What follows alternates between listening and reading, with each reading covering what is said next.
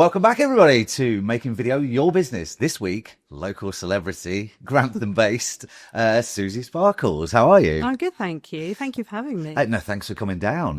This is a meeting of multimedia worlds, I think. So, Suzie hosts the breakfast show on Hive FM in Grantham.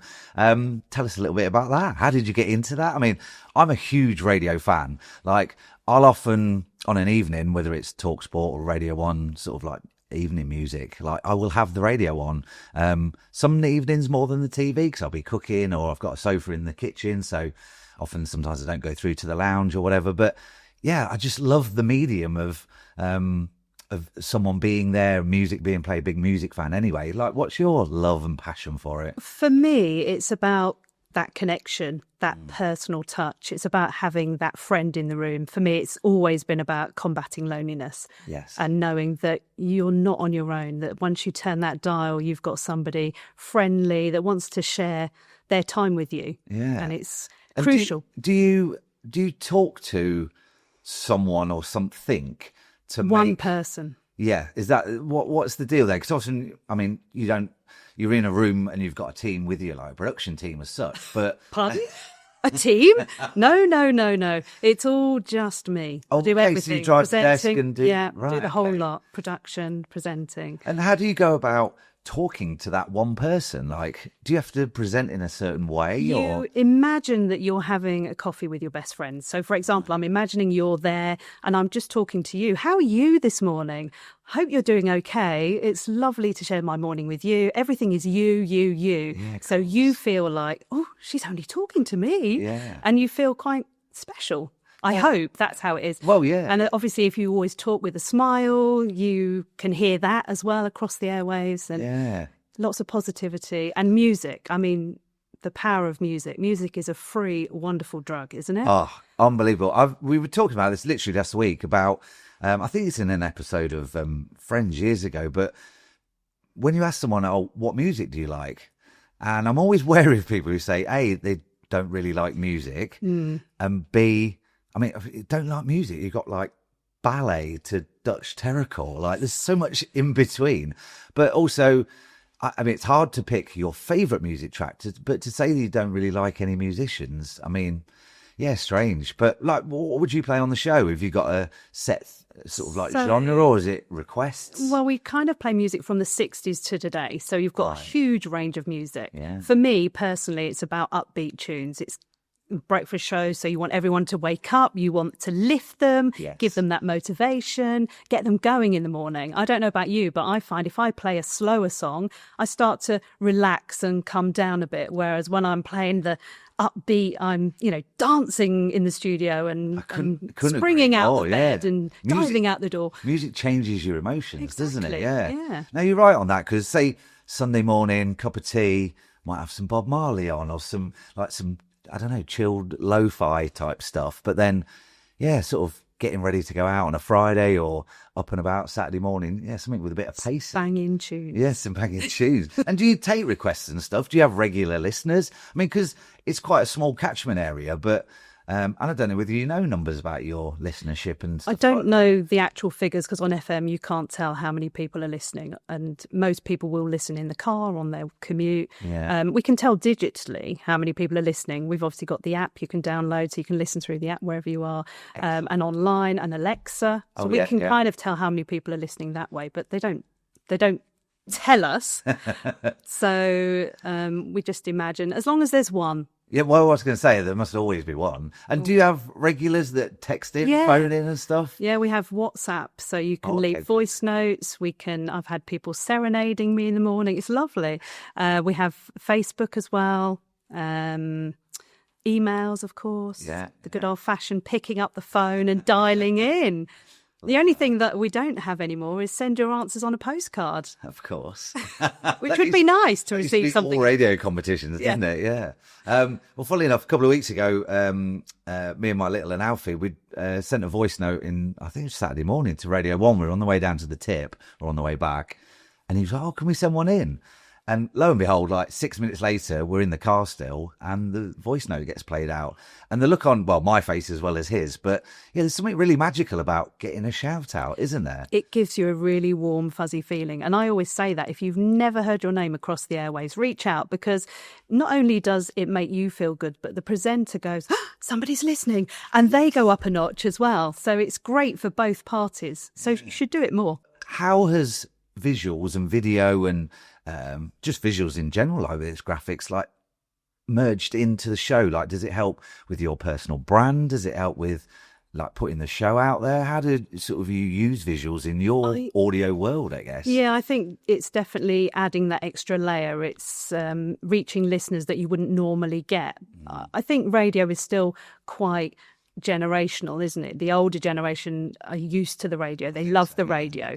Whereas nowadays we're very on demand. We want everything when we want it, and not necessarily between 7 and 9. We want to listen at 3:30 in the afternoon, which is great for having all the listen agains and the podcasting. But with the video content, it's nice to be able to gauge facial reactions that you don't obviously get with audio. And it's reaching a different audience as well on social media. I'm going to talk about social media. Do you back up the radio show with social media videos? Do you sort of like do a little clip, say, looking forward to the breakfast show this morning, or is there stuff that you do around the show that's audio that is visual, if you see what I mean? Yeah, so I've got a TikTok channel. I do feel like I'm a bit too old for TikTok, but I'm trying. I would love to do live streaming on video, but you have to have 1,000 followers, and I'm not that popular. Well, you're here first. Let's get Suzie up to 1,000, and then we'll see. Yeah. So, and in terms of creating a show, I think how's the show put together? Generally, you're observing. So wherever you go, you're looking at people, seeing what they're doing, listening to music, and finding out things about the artist, if they're on tour, things that are happening locally in the area. Obviously, we want to support Grantham and talk about things that are happening, some great news stories, interviewing local people, the shout outs. But generally, the show has a structure, and I do the same thing every morning. So Beat the Intro, for example, is always around about 8:20, so people know where they are at that time on the commute. We have headlines 1/2 the hour. We have the traffic and travel 1/4 and 1/4, and then the rest is just filled with random positivity and just niceness. It's lighthearted and entertainment, nothing heavy. No, and you mentioned consistency there. How important is it to be consistent with the show and what you do with it? I think people like routine. They know what they're going to get. They know the standard, they know what's coming, and I think you do kind of get used to that, don't you? And then if something kind of changes, they're like, oh, they were expecting whatever it was, and it's not there, it's different. Oh no, totally. I mean, even on, say, normally when I jump in the car and leave work, TalkSport Drive Show will be on with Goldstein and Benty, but it's really quite jarring when another like a fill-in presenter's in, because you're so used to, like you were saying, that format, those voices. Guess you have to go on holiday at some point. So I was off last week. Oh, were you? Right. Yeah, so I've just come back from Spain, and I miss it so much. Yeah. Really do. And I shouldn't really say this, but I don't like to listen in because I think, oh, what if I can't say it? What if they're better? Yeah. What if the people love it more and they're like, get her off and get them in? Hopefully that's not. That's not the case. But you never know, do you? Yeah, no. And in terms of the actual radio, how did you get into that? Give us a brief history of how you've come to this point. Okay, so my dream was to walk the red carpet in a really sparkly dress. Excellent. So I joined an Amdram group and did some stage shows, which I'm all right, but I'm not West End material. Yeah. And so I thought, you know what? why don't I try radio? And I could be on the side of the red carpet interviewing the celebrities until I make it. And so I just went on to Gravity FM, knocked on the door and said, can I have a go? So they called me in. It was nearly 10 years ago in September. Nice. Knocked on the door, said, can I have a go? And they said, yep, come in on Friday. Sat with them for 10 minutes and they said, come back next week, you can do an hour, and then the show's yours. And from there I started just doing like one show a week to then to 5, and then breakfast show for 5 years. Amazing. And then I've done about 9 different stations now across the UK. Have you? Won an award. Yeah. Tell us more. So I got Community Female Presenter of the Year in 2021. So during lockdown, just decided to go all out. I think we found out then how important the radio was for that connection. All these people stuck indoors and a lot of them lonely. So I was broadcasting on 6 radio stations, 46 hours a week, all voluntary. Wow. I mean, how did you find the time? Well, luckily you were also in didn't lockdown have to as do well, much, mate. yeah. Yeah.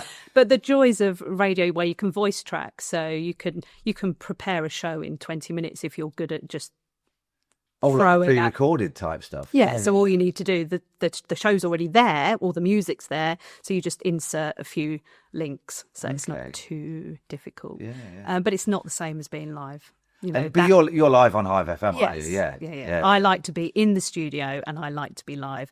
You know, that feeling when you push up the fader, it's like an adrenaline thing. I'm so nervous. You wouldn't believe how nervous I am before I lift that fader. I've been doing it for 10 years, but I think the nerves give you that little extra shot of go. Exactly. And it's a good feeling. It's a nice high. I mean, I'll have to ask. I mean, you sound the consummate professional, but has anything ever gone wrong? Oh, of course. I'm not very good with technology.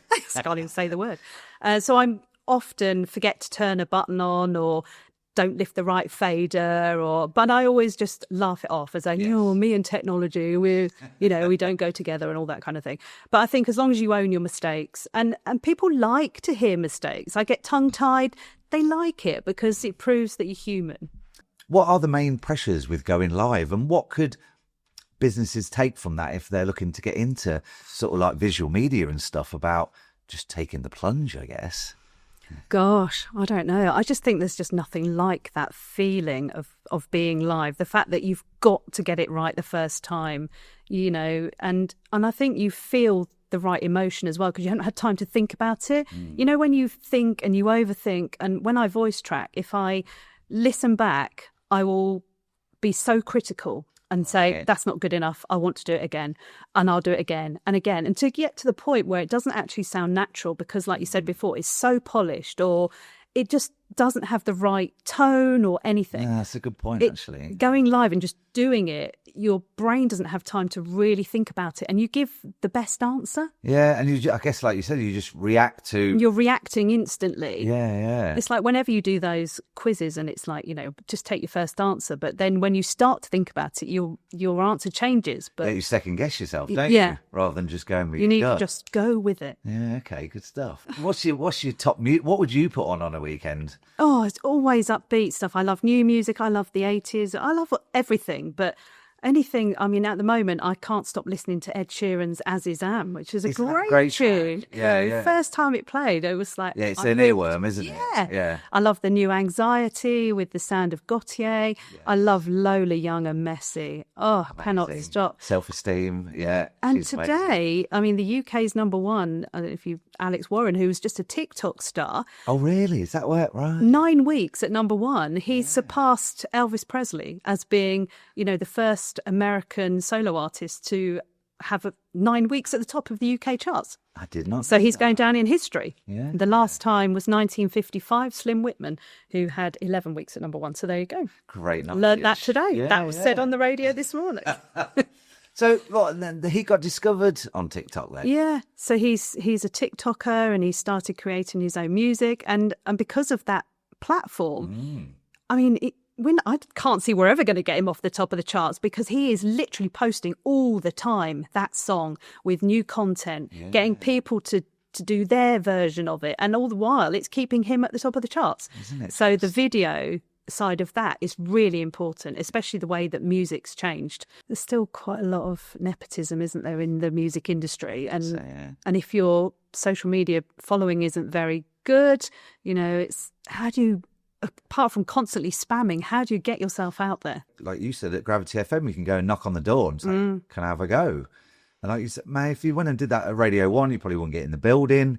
Any national network, that it's getting harder and harder. Well, there aren't really any radio stations now for you to go and join because everything's networked from London. So, and unless you're a celebrity and you've been on Love Island or Big Brother or something, they don't want you because they want those already made celebrities that have got the following that's going to guarantee listeners. But does it guarantee listeners or not? You don't know. Yeah. But that's the chance they're taking. I mean, do you give opportunities to young people? That's something...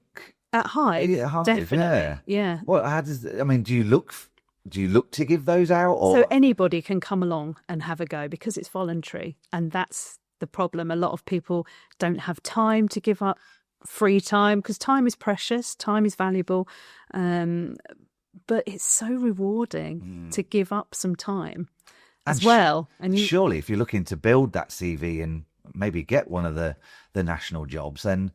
I mean, because when I was growing up, and I worked for Galaxy FM that was based up in Newcastle. I think it's now part of the Capital FM group. But I went on a radio training course with this company called Mediafly, and then I was just like a production assistant, like a runner.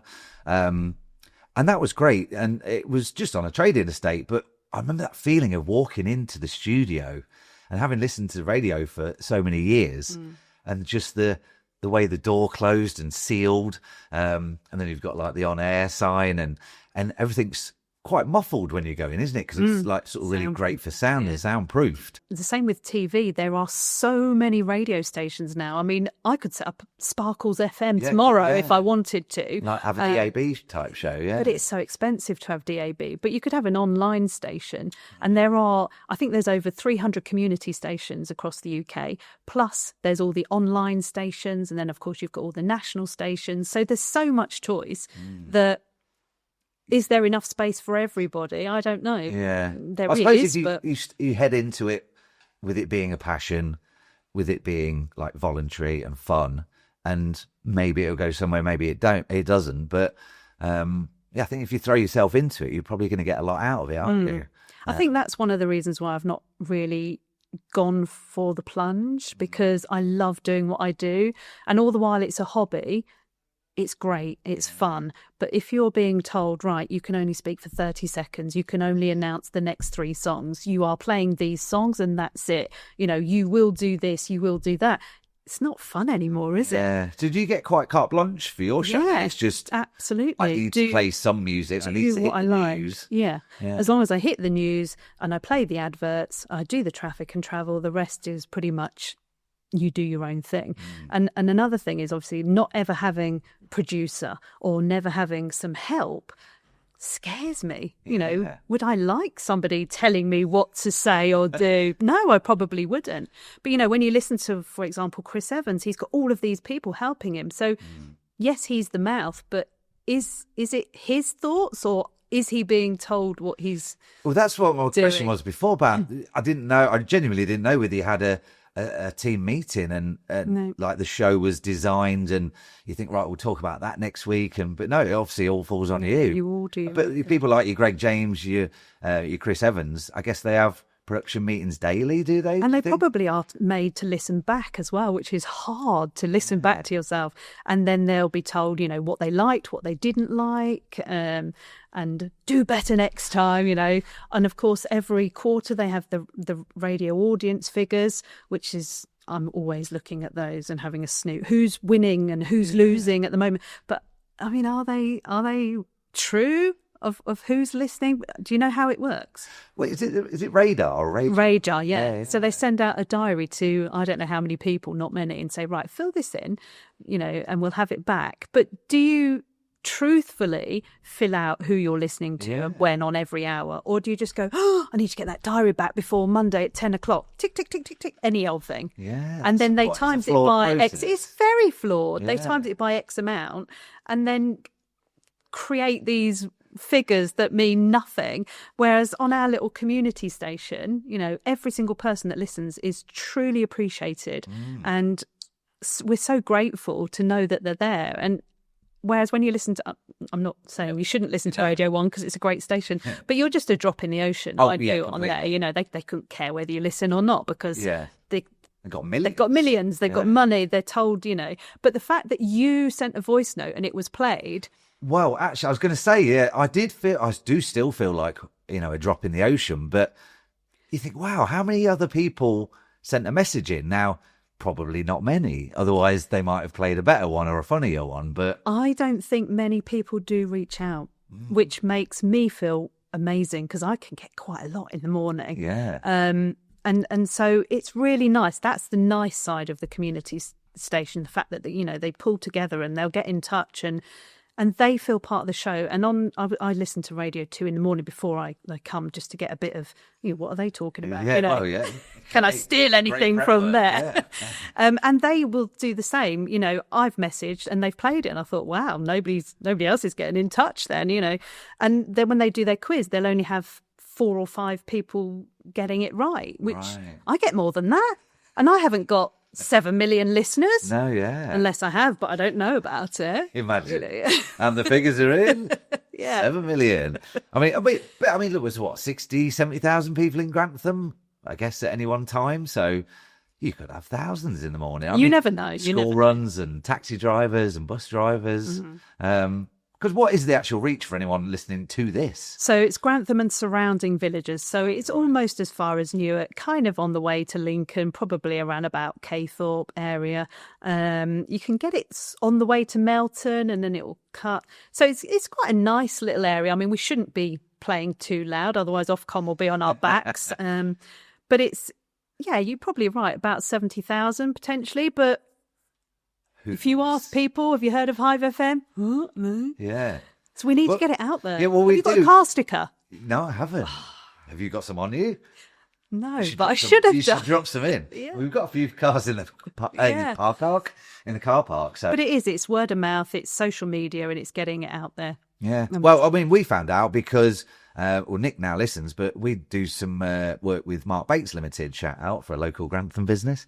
And they run some radio adverts on the Hive FM and do the traffic and travel as well, I think. So, so then, of course, we came down to the studio. I don't think we met when we came down, but we had a quick look at the setup. And yeah, I mean, it's a lovely space in the middle of town. And so in terms of getting guests on, how does that all work? So I don't really do that in the morning because those 2 hours, it's quite quick. It goes before, and it goes before you know it. But anyone is welcome to come in. We are there to support not-for-profit charities. So any events, anything like that, people can come in and talk about it.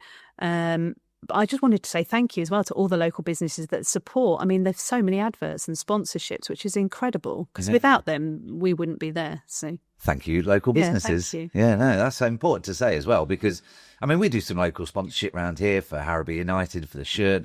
And sometimes you think, oh, is that doing anything? And it Absolutely, is. Because it is. Like when you use the word local, it's very much underfunded, like a lot of things locally. Government seems to be spending billions and billions over here, but never filters down to here. Yeah. Now, we joked off camera when you got here about being nervous about going on camera and stuff, but you strike me as a confident person, and you go live every morning, which strikes the fear of God into me. In terms of, I mean, we're always trying to get people to go on camera, even to create their own podcast and just keep it audio if they want, but get their brand and their message out there. What have you got any top 3 tips for confidence on microphone? I suppose confidence on camera, but confidence in terms of just getting out. Yeah, I think smiling is probably number one. You've always got to smile. Even if you're having a bad day, still smile because you can hear it. And that's really important. Yeah, good tip. I think for me, I dress up for the radio. Sounds bizarre because nobody can see me, but I know that I've made an effort. I've got up early. I've put my face on and I'm feeling good because I've put my face on. Therefore, I'm going to perform better if you like.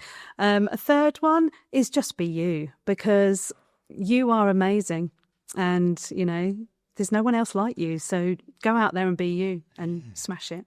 Great tips. And you're right, because if you start acting like someone and you can't keep it up. You can't keep it up. And we often say this to estate agents, like, you might be all nicely polished and perfect on your videos, but that time you go into someone's kitchen or lounge to do a valuation and suddenly you're not you off the video because you're just normal you, then that's quite untrustworthy in a way, isn't it? Because you're sort of purporting to be one thing and you're not really.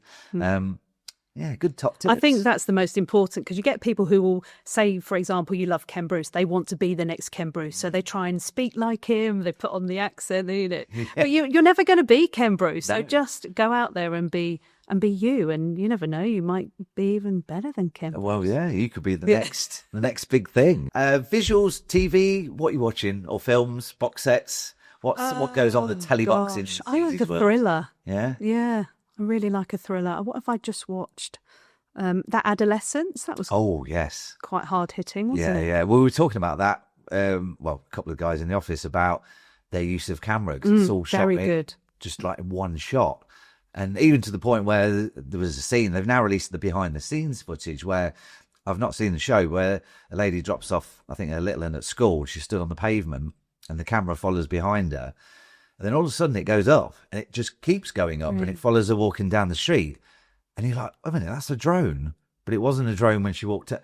And actually, the behind the scenes is, and some guy with super steady hands, as the camera's behind her, he sort of loosens the camera, takes the unit off, and then plugs the drone in. And yeah, you're like, wow. Incredible. But that whole show is just so particular, and and it really does work, because you feel like you're in the moment. Yeah. Things I need to watch. I want to watch Mobland with a new Guy Ritchie one, but it's weekly episodes. Yeah. But I think I've got into the routine of binge watching. Yeah, that's the problem, isn't it? Like I said earlier, we want everything. You do, now. Yeah. The on-demand thing, yeah.